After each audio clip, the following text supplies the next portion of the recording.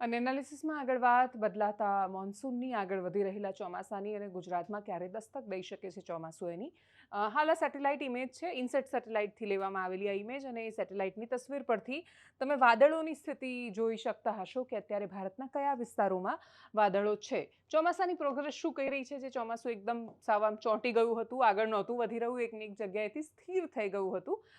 6-7 તારીખની આજુબાજુ કેરળથી આગળ વધીને આપણને એવું હતું કે મહારાષ્ટ્રમાં અને પછી મુંબઈ સુધી જે ચોમાસું પહોંચી જશે એની પ્રોગ્રેસ નહોતી દેખાતી, પણ આ 6 થી 7 જૂન, 5 જૂને પ્રવેશેલું આગળ વધેલું ચોમાસું.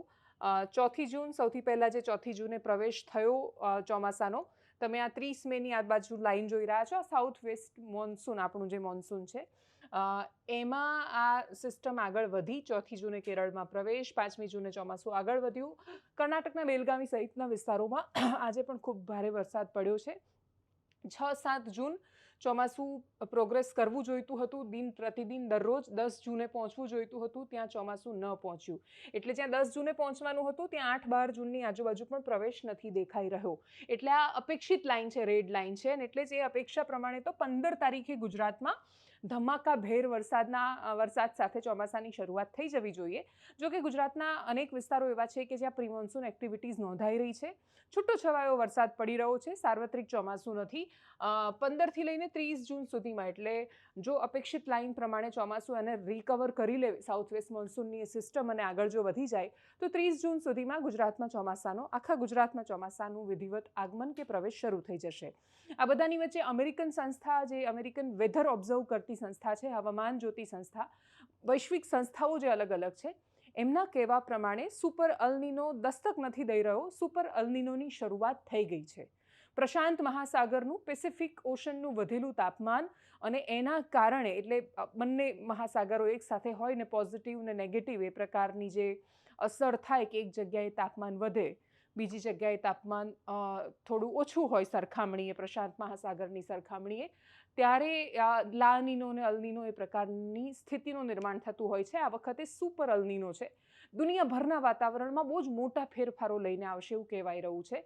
હાલની સ્થિતિએ આપણું ચોમાસું અત્યારે જે પ્રોગ્રેસ કરતું દેખાઈ રહ્યું છે, એ જોતાં 2-3 દિવસનો ફરક જો જોઈએ તો સુપર અલનીનોની કે બહુ જ મોટી અસર ને ચોમાસું બહુ ડીલે થઈ ગયું એવું હાલની સ્થિતિએ નથી દેખાઈ રહ્યું. હવે ચોમાસાની સિસ્ટમ જે આગળ વધી રહી છે એ કેટલી તીવ્ર છે, કેટલો વધારે વરસાદ લઈને આવે છે, એ મુંબઈ ચોમાસું પહોંચે એના પછી ગુજરાત પહોંચવામાં એની વચ્ચે શું એને કોઈ પ્રકારનું ડિસ્ટર્બન્સ ઊભું થાય છે કે કેમ, કોઈ વિક્ષેપ પડે છે કે કેમ, એના પર નજર રહેવાની છે. ચોમાસું આગળ વધ્યું છે, 6-7 જૂનથી અટવાયેલું, 8-12 જૂનની આજુબાજુ અહીંયા પહોંચ્યું છે. મુંબઈ પહોંચ્યા પછી ધીરે પ્રોગ્રેસ કરતાં વિંડી શું કહી રહ્યું છે એ પણ જોઈએ. વિંડીમાં હાલની સ્થિતિ જોઈએ.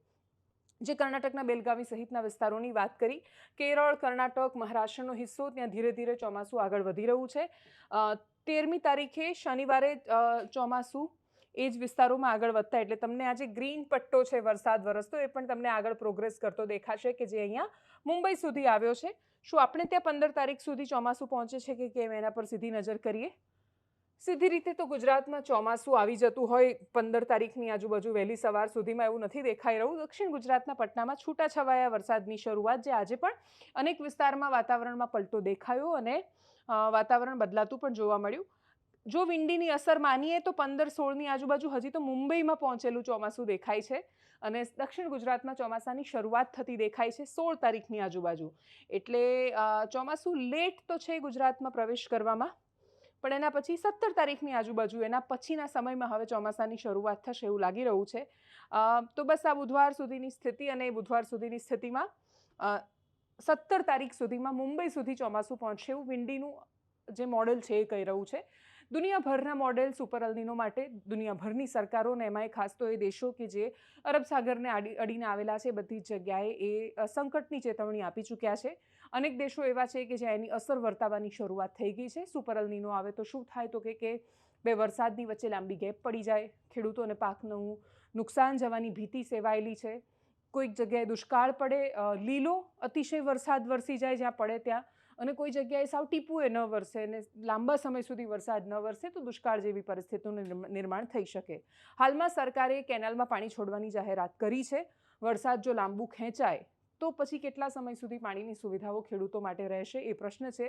પીવાનું પાણી એ ધીરે ધીરે સંકટ બની રહ્યું છે. જો ચોમાસું નથી આવતું અને જલ્દીથી પાણીના સ્ત્રોત રિચાર્જ નથી થતા તો આવનારો સમય એ બહુ સરળ નથી. વિશ્વમાં ફેલાઈ રહેલું યુદ્ધનું સંકટ, બદલાઈ રહેલી પરિસ્થિતિઓ, દરરોજ સવાર પડે ને ડોનાલ્ડ ટ્રમ્પ એક નવી ધમકી આપે ને સાંજ પડતા પાણીમાં બેસી જાય ને પાછું કંઈક બદલી દે. એટલે સવારે માર્કેટ ક્રેશ થાય ને પછી પાછું બીજા દિવસે પોઝિટિવ ખુલે ને સાંજ પડતા સુધીમાં પાછું ક્રેશ થાય. દુનિયામાં ગજબ પ્રકારના ખેલ ચાલી રહ્યા છે. એની વચ્ચે પીસાઈ રહ્યો છે સામાન્ય માણસ.